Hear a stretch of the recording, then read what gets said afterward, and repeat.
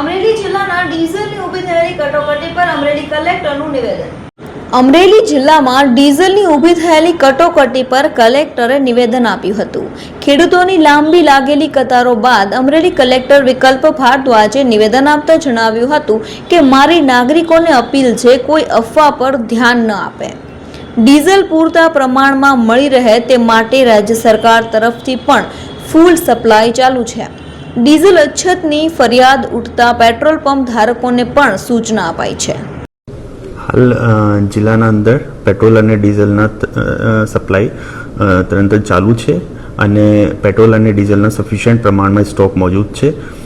મારી બધા નાગરિકોથી અપીલ છે કે કોઈ પણ અફવાઓ ઉપર ધ્યાન ન આપે અને જેટલા ડીઝલની જરૂરિયાત છે એટલી ડીઝલની ખરીદી કરે. કોઈ પેનિક બાઇંગ કરવાની જરૂર નથી. અમારે ત્યાં તુરંત સપ્લાય ચાલુ છે, રેગ્યુલર સપ્લાય આવી રહી છે.